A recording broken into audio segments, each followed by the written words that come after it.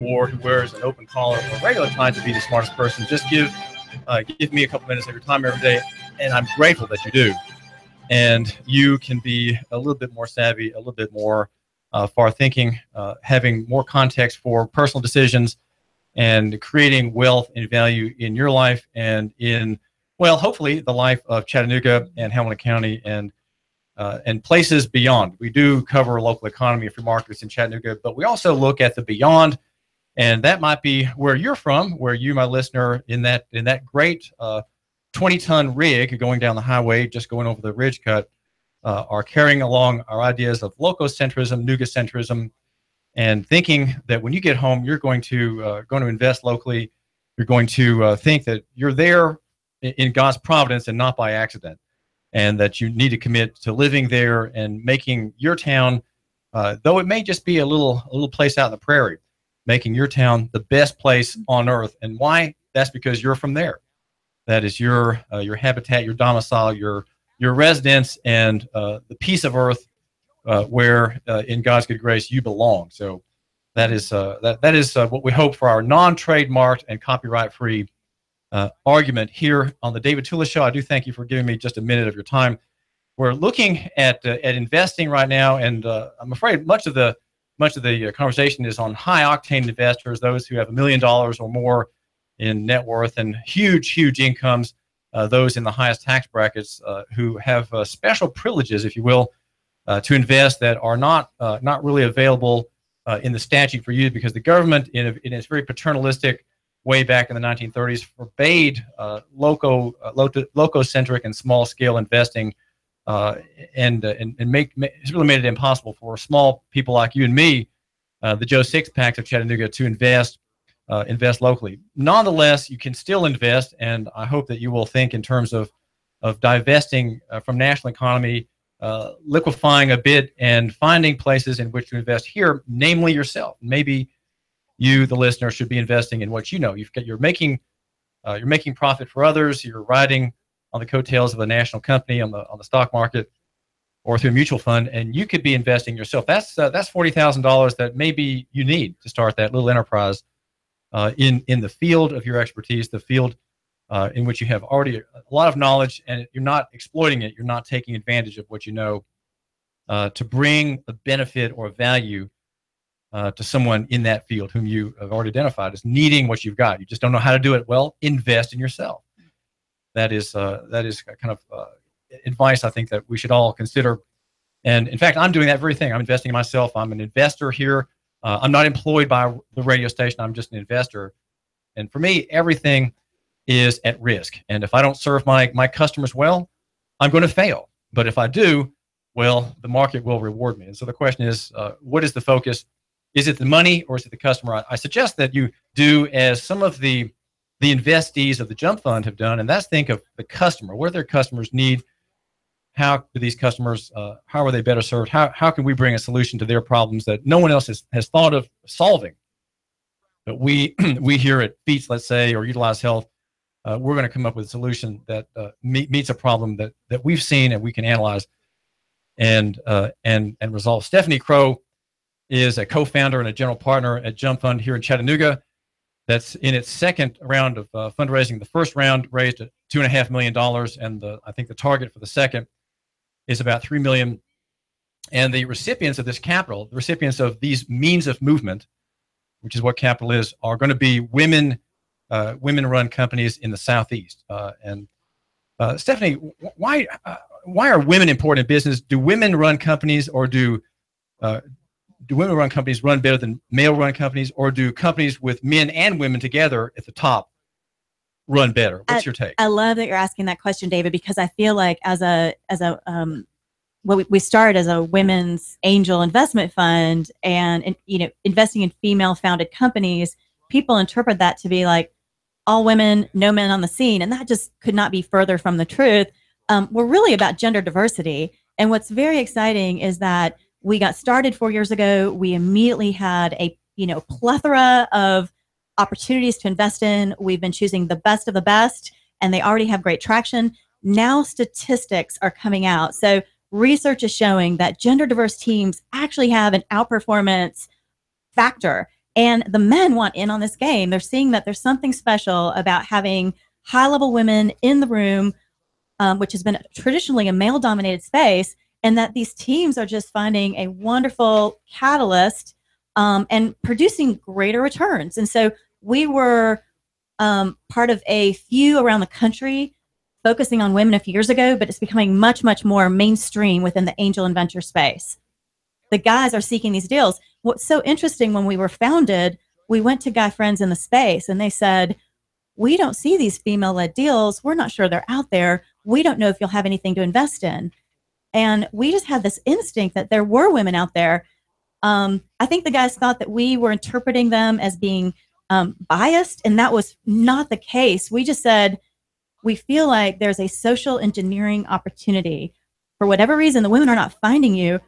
We want to put our own flag in the ground, and we feel like they will come. And that's absolutely what's happened. We've built a beacon, and women, even outside the Southeast, are knocking on our door, which is exciting.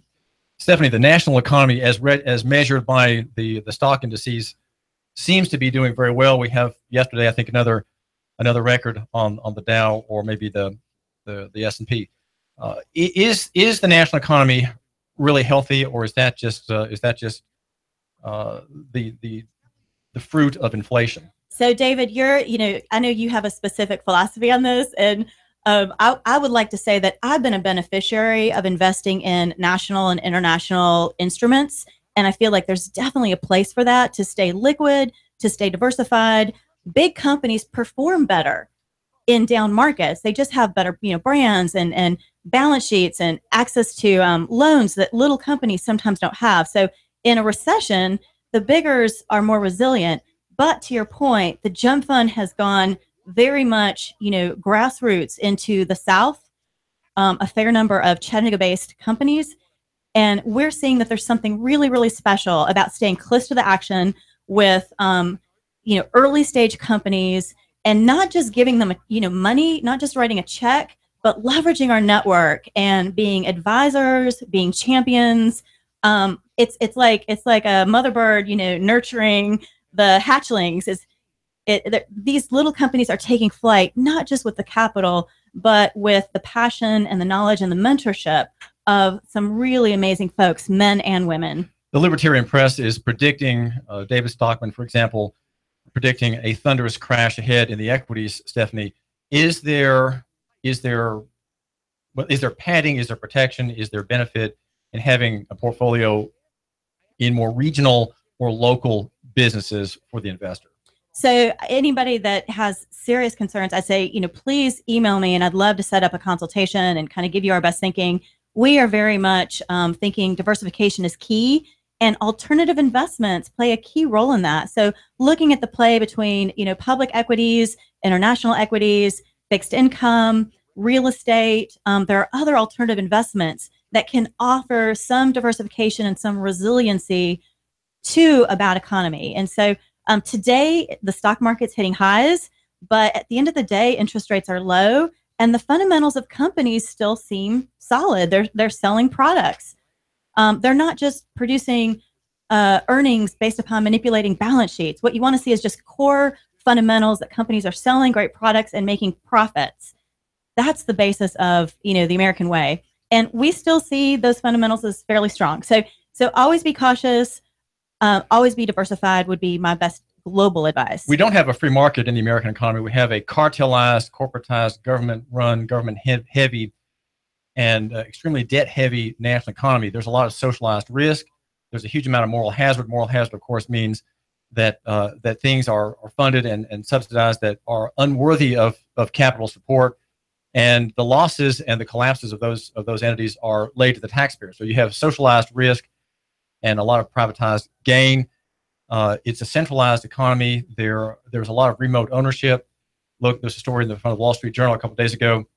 Actually, it was a couple of Saturdays ago, about Wall Street is the new suburban landlord, where there's a kind of national economy strip mining of the housing markets in local economies such as Spring Hill. That was the dateline of that story.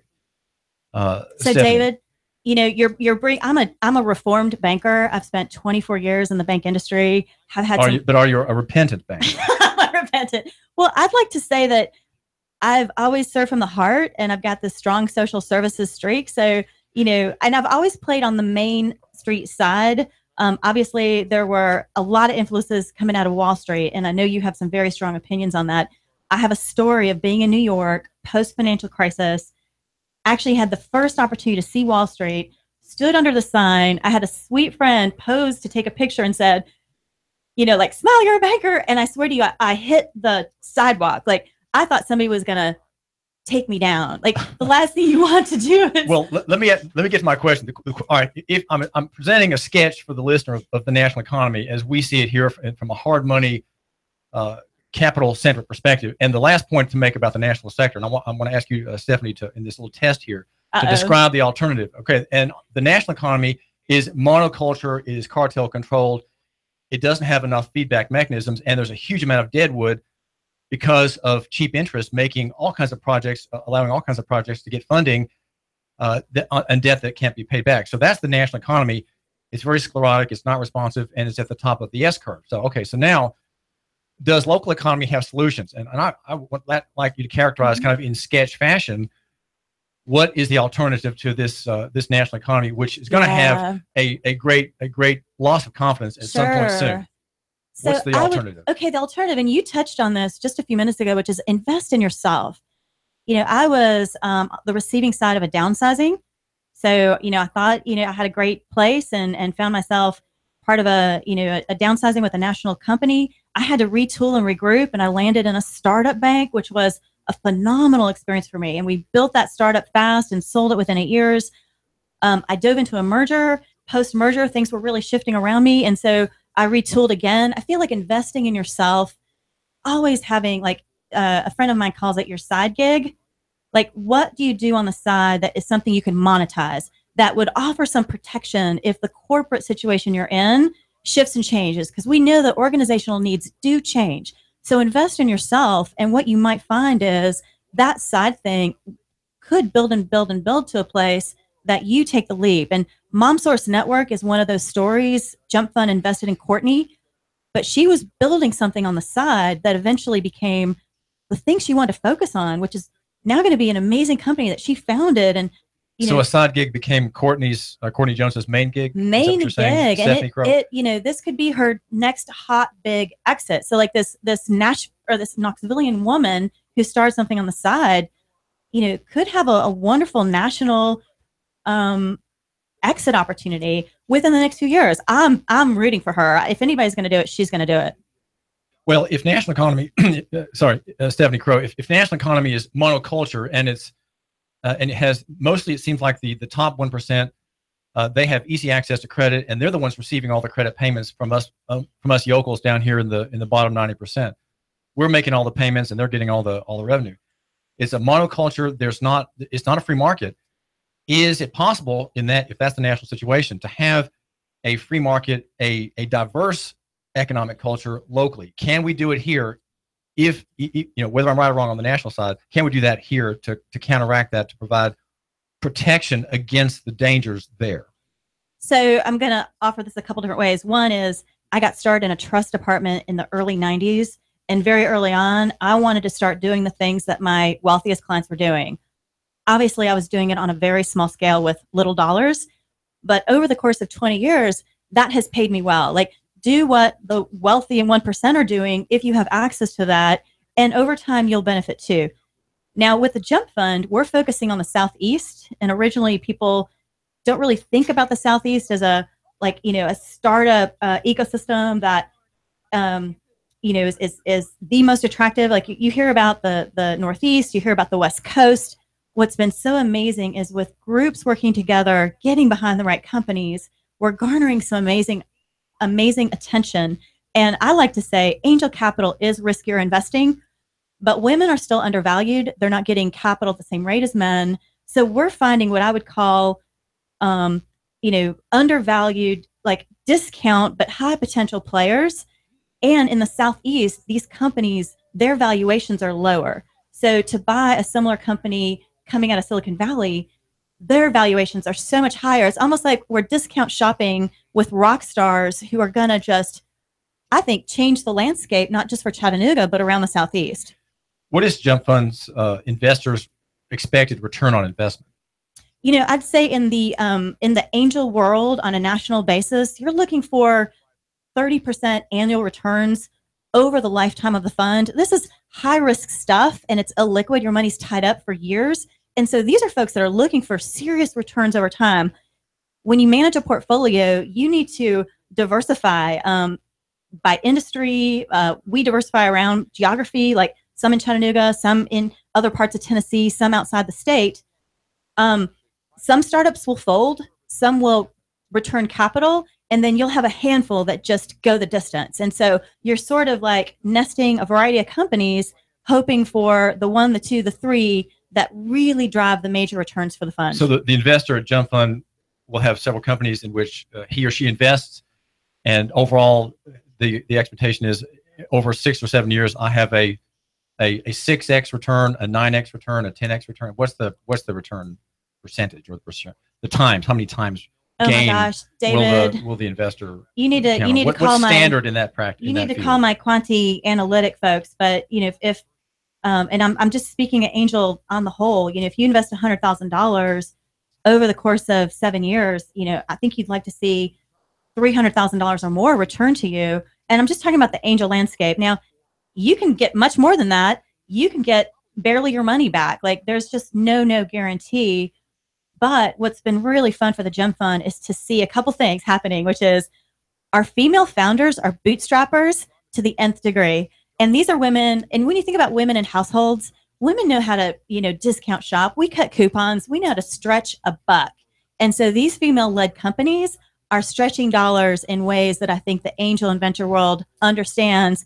These women are making finances work. The women can give the investors a minimum 6x return over the time period. Now, David, I can't tie what I'm looking at is how these women are managing companies and their financial aptitude. So it's just been beautiful to see that. And I'll say this, when women are coming out as entrepreneurs, and this is a bit of neuroscience, women tend to underestimate what they're capable of. The guys come out with a lot of bravado, a lot of confidence. They think they're going to conquer the world. And then when life humbles them, it's like, oh, didn't see that coming. What happens is with women, by the time a woman stands up and says, I've got an idea and I'm worth investing in, they've done so much homework. Like there's such a barrier to getting them to that place of confidence that when a woman stands up and says that, you better invest in her because she is equipped and prepared. And that's what we're finding in the Jump Fund. We're talking with Stefanie Crowe of Jump Fund. She's a co-founder and a general partner here in Chattanooga. So Stefanie, women entrepreneurs are worth investing in. Your group is looking for them to make a profit. You're trying to help. There's a mutual aid. You're helping people in their businesses. And of course, there's a reward later. Your investors are patient. They're willing to wait. They're not lending, they're investing, which means that they take a part of the company, but they don't have a guaranteed percentage, per annum percentage profit every year, every quarter. They can't count on that, but they're sharing the risk of the business owner and the founder and hoping for the best. And David, let me touch on a couple other key things. There are still deficits of women in the C-suite and on boards at the national level. So what we're doing is creating a grassroots effort that is putting women on boards and fostering women in the C-suite with these small companies that could grow up and become the next Spanx. So it's really neat because we're changing the numbers and the ratios at a micro level, which could have big impact in the next 10 years. And I'm so excited about that. The other neat thing is philanthropists, female philanthropists, are learning how to be investors for social impact. And that's also powerful. In other words, you invest because you want a good to come, not because you're really seeking a profit. And you have enough extra to not have to worry about the profit. I think some people think if you're doing good in investing, you have to settle for lesser returns. And what the Jump Fund wants to demonstrate is you can, make market returns or exceed market returns and do good. Like you don't have to give up a return just to do good. It's not philanthropy. No. Well, this is David Tulis, and I think the argument my listener is interested in is the idea of local control, a diverse local culture, even a regional culture. Yes. And it needs capital. There needs to be money has been earned elsewhere that's now waiting to be put to work. And that's what Jump Fund is doing. How can my listener find out more about your work, Stefanie? So go to the website and look at thejumpfund.com. You can reach me at scrowe, SCROWE, at thejumpfund.com. We have many partner groups that touch female entrepreneurs of all sizes and complexions. And so we're championing entrepreneurship in general. Stefanie Crowe, thank you so much. Thank you, David. This is David Tulis. We argue for near over far, small over big, and simple over complex. And in the footnotes at the 5-point type in sans serif Helvetica, probably we've got the following. The personal is better than corporate, and the physical is better than abstract. Brought to you by Nooganomics.com. Look to see what I have to say in the way of analysis of the pending announcement by Mayor Andy Burke of the next police chief. What are the areas of reform? And the story doesn't even say the whole thing. There's more to it. David Tulis, Nooganomics.com, and Nooga Radio. Nooga Radio, AM 1240, 92.7 FM.